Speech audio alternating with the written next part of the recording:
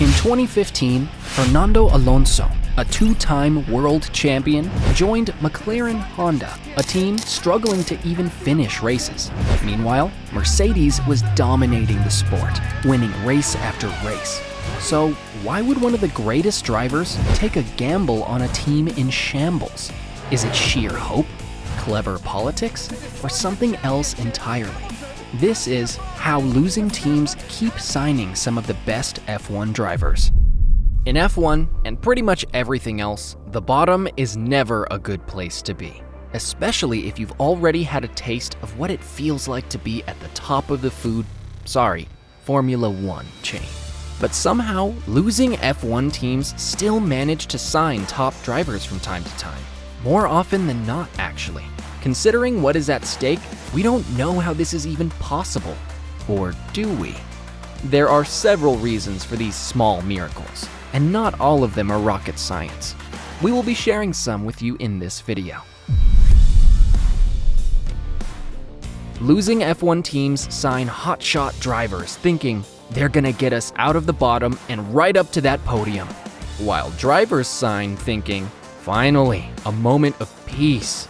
Coming down from teams where they are expected to deliver top results Grand Prix after Grand Prix without fail, a spot in a team without that sort of expectation is a relief. A good example of this would be Sebastian Vettel's move to Aston Martin in 2021. Yes, he wasn't doing well in the later years of his stay at Ferrari, but no one expected him to make the shocking move to Aston Martin. In an interview that followed his announcement, he mentioned needing a new environment as part of his reasons for wanting to leave. He also stated that it would be good to offer help and bring the team to the podium, where he believed they were headed. And the second big one was what I want to do in my future, with my future. Whether it might be time to stop, time to do something else, or time to keep going. And I believe, obviously I've made my decision, everyone knows. This may not be much worth to you, but you probably haven't considered the fact that Vettel was coming from Ferrari, where he had been delivering less than stellar results, and Ferrari had not been so happy with him. It had not always been like that. In fact, in his debut season, he secured 3 podiums, and by the time he was leaving, he already had 14 wins, 71 podiums, and 13 pole positions. These results do not speak of Vettel, who had an amazing 4 years in Red Bull before moving to Ferrari. But it seemed like the constant errors and high expectations were beginning to take a toll on him. It was no real surprise that Vettel ended his retirement season with aplomb.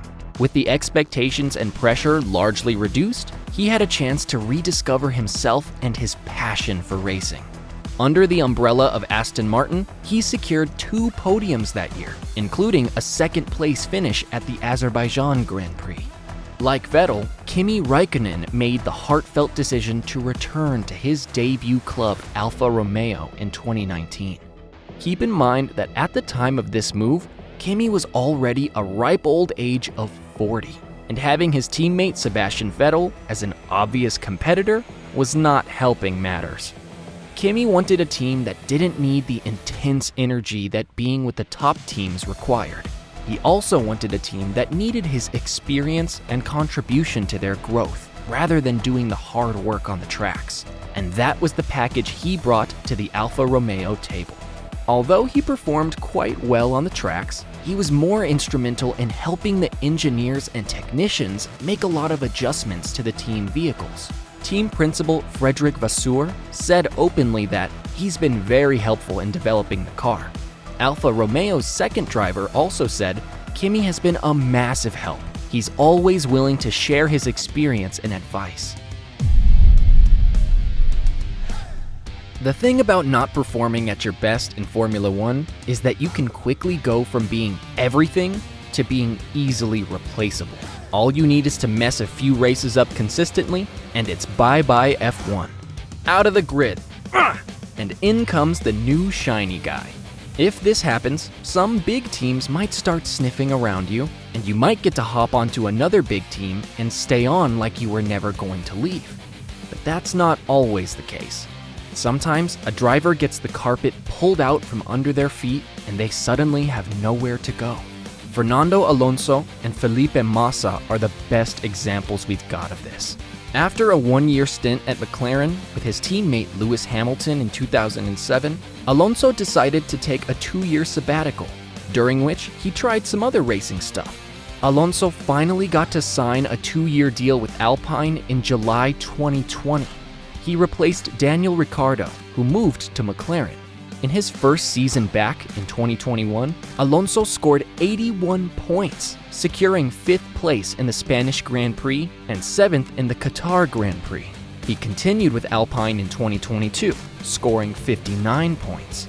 Can we just point out that Alonso seems to be a sucker for terribly performing teams? Because he once again announced his departure from Alpine in July 2022 and joined the then struggling Aston Martin for the 2023 season. Alonso got kicked out for 2 seasons first before he found the Alpine team to hang on to and make his way back into Formula 1. But Felipe Massa had a more dramatic story. After 8 strong years with Ferrari, he suddenly found himself without a seat, already being replaced by Kimi Räikkönen. But as the smart guy that he was, he didn't hesitate to grab onto the less than average Williams. Of course, he said that he was attracted to the team's potential, given their strong engineering team and Mercedes engine partnership.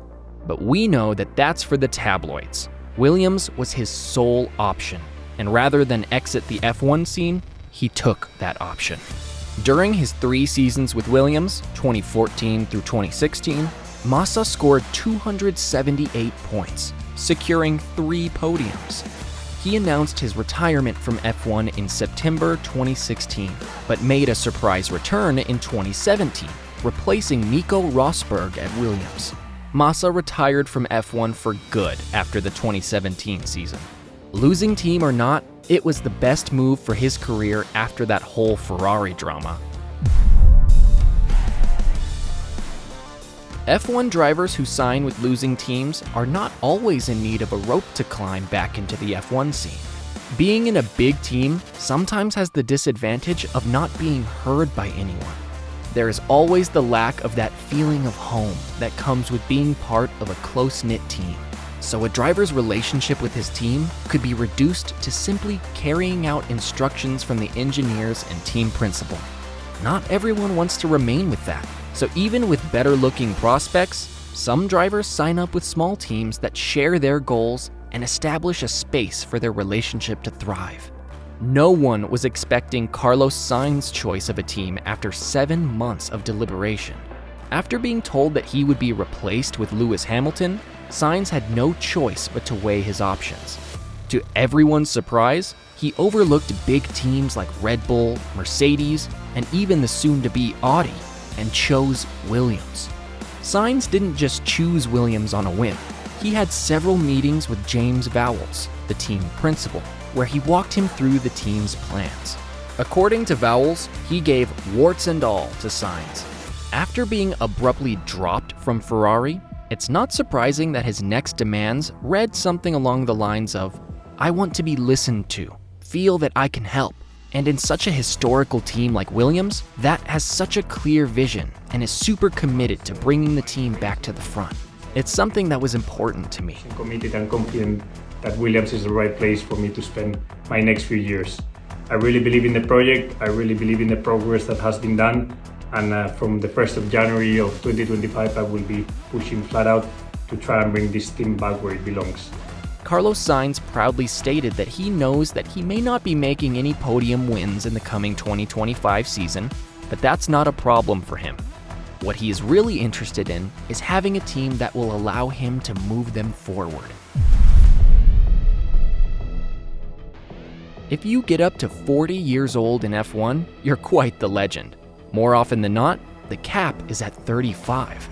Before drivers find that they are closer to this age, they try to make moves to get them into certain positions that could yield opportunities to make an impact on their career in a short time. This works, and sometimes it doesn't. Whatever the case, losing teams quickly gain themselves top drivers once circumstances like these pop up. Take Ricciardo's move to McLaren, for example. He had initially moved from Red Bull to Renault, following the money and promises made by the team manager. One full season later, they were still doing badly because the management was yet to fulfill their promises to Ricciardo. To make matters worse, they were not certain if they could continue to take part in F1. Ricciardo wanted to continue, but not with any random team. Not one with a lot of promise and no plans on how to deliver it. So when McLaren came calling for the second time in 2 years, Ricciardo gave in. In an interview he gave, he announced that he wanted to be done with racing by 35. Be, I guess, a team leader in some respects, and try to quickly earn people's trust and encouragement, so building relationships with the people around me. But he wanted to accomplish a whole lot more on the tracks before he called it a day. With McLaren, we know he is closer to that goal now. Whatever the case may be, a determined losing team can always get a good F1 driver and have them work as part of the team for a given period of time. If they can make better deals, the drivers could even stay longer. And as we just discussed, many times it's not about the possibility of earning the big bucks that could come from these companies. With top drivers steering their wheels, we're not surprised that some losing teams keep returning to the F1 scene every season. But that's not the only reason they come back, right? Check out this next video to find out more.